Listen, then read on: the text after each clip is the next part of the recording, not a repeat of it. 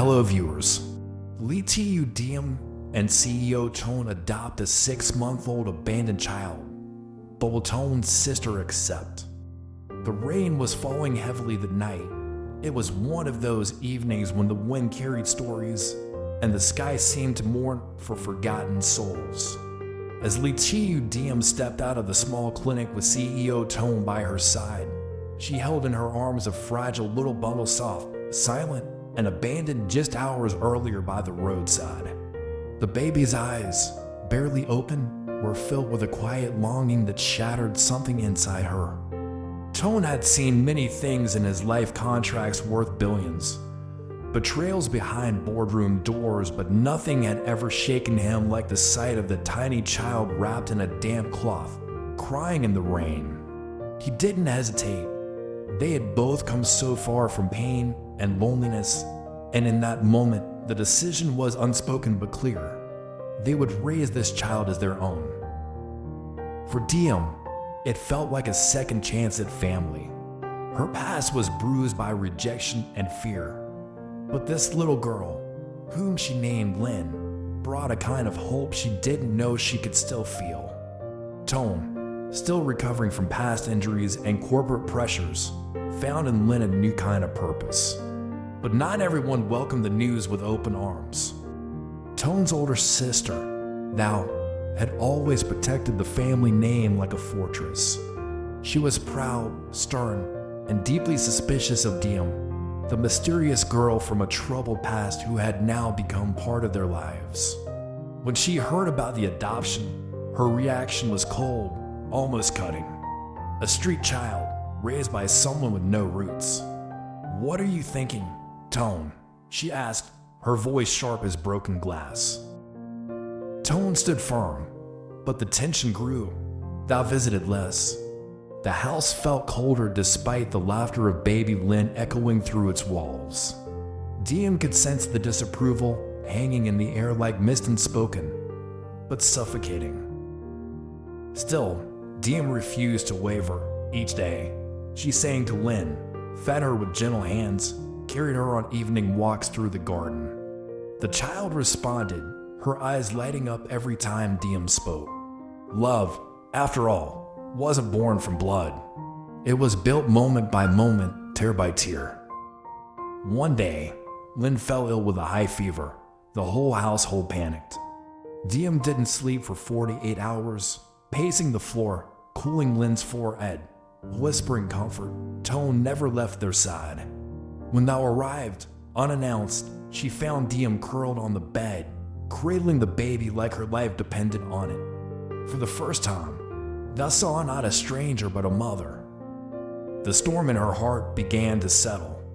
Later that evening, Thou quietly left a small pair of baby shoes on Lynn's dresser. She didn't say much, but when Diem thanked her, her voice trembling, Thou simply nodded.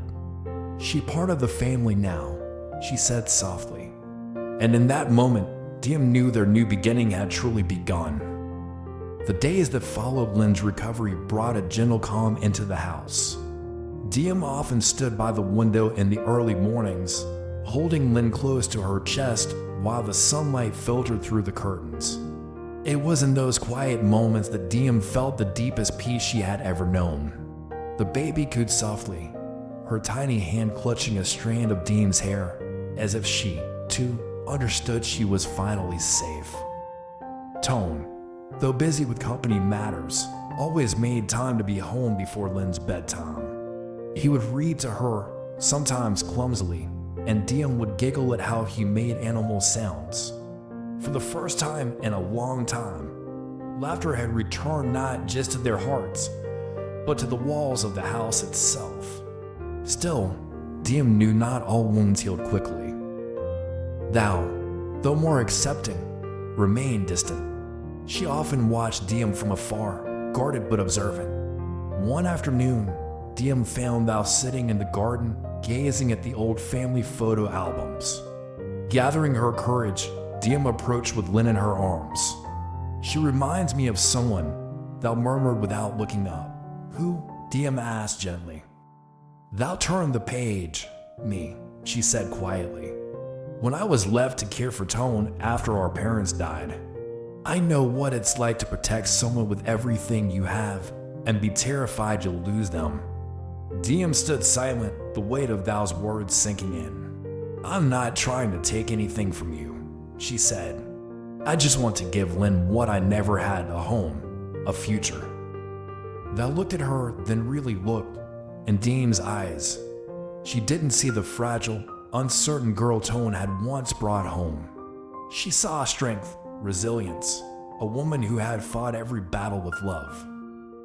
Days turned into weeks, and one weekend, the entire family gathered for Lynn's naming ceremony.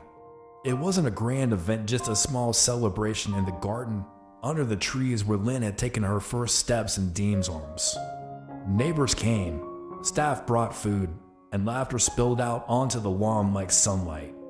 When thou stood to give her blessing, Diem held her breath. She may not have been born into this family, thou began, voice clear, but she was born into our love. And that is enough. The applause was soft, heartfelt. Diem felt tears rising as she met Tone's eyes.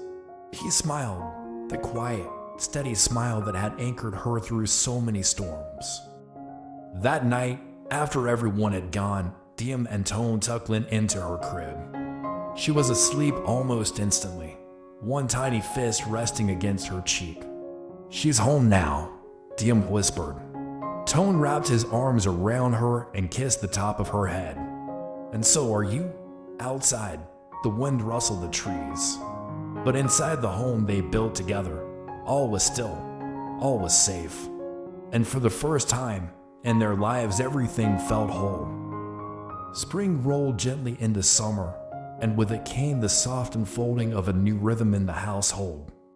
Diem had begun tending to a small garden behind the house, growing herbs and tiny white flowers that Lynn would try to grab each morning, her fingers fascinated by the colors of life. The house, once quiet and orderly, now echoed with soft lullabies, the patter of little feet on the wooden floor, and the unmistakable chaos that only a child could bring. Tone was different now too, softer around the edges, more patient. At work, he was still the same sharp-minded CEO. But at home, he was Bao, the proud father who let Lynn smear yogurt on his shirt without blinking. Each evening, when he came through the door, Diem could see it in his eyes. The exhaustion, yes, but also a light that had not been there before, a peace he never knew he needed. Yet peace, like all things, came with a price. One evening, as Diem rocked Lynn to sleep, Tone entered the room with a quiet expression. I heard from the board, he said. There are rumors spreading. Some shareholders are questioning why I've been distracted lately. Diem's heart tightened. Because of Lynn? Because of us, he said, sitting beside her. They don't see what we have. They see weakness. She looked down at Lynn, now asleep, breathing gently in her arms. Do you regret it? She asked softly. Tone shook his head without hesitation. Never. But I need to find a way to balance everything, protect the company, and protect you both. In the days that followed, Tone doubled down at work. Diem, though worried, understood.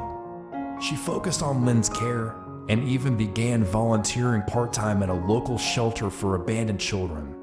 The pain of Lynn's beginnings never truly left her, and she wanted to be a bridge for others who had no voice. It was during one of these afternoons at the shelter that something unexpected happened.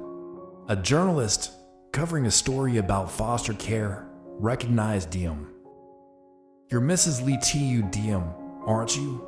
The one who adopted with CEO Tran Tone. Caught off guard, Diem nodded slowly. Do you mind sharing your story? The woman asked, kind but curious. I think people need to hear about families like yours. Diem hesitated. But then she looked down at the child clinging to her leg, and something in her heart whispered, it's time. That weekend, the article was published. From abandonment to belonging. How one woman's pain turned into hope for others. It went viral overnight. Messages flooded in. People thanked Diem for her courage. Some shared their own adoption journeys. Others offered help to the shelter. The narrative had shifted from scandal and rumor to inspiration and healing. At dinner, Tone handed her his phone. "Look at this," he said with pride. The board called. "They want you to come speak at the next foundation meeting. They want to hear your story." Diem smiled, but this time, there were tears in her eyes. "I was always afraid that my story was something to hide, but maybe it was always meant to be shared." Tone took her hand. "Your story saved my life, Diem, and now it's saving others too." As Lynn babbled beside them, reaching for a spoon, the three of them laughed, no longer just surviving, but finally, deeply living. Love is not measured by blood, but by courage. From the heartwarming journey of Litiu Diem and CEO Tone, we are reminded of one powerful truth. Family is not defined by blood, but by love, sacrifice, and the willingness to protect one another, even in the face of judgment or resistance. Diem, a woman who had endured hardship and rejection, found the strength to embrace motherhood not through giving birth, but by giving her heart to an abandoned child. Tone, a powerful businessman, risked his public image and position to stand by what truly mattered: love, loyalty, and doing the right thing. Their courage to adopt Lynn and face societal pressure teaches us that true love requires bravery. It is easy to follow the expectations of the world, but it takes great strength to follow the voice of compassion and kindness, especially when others doubt or criticize you.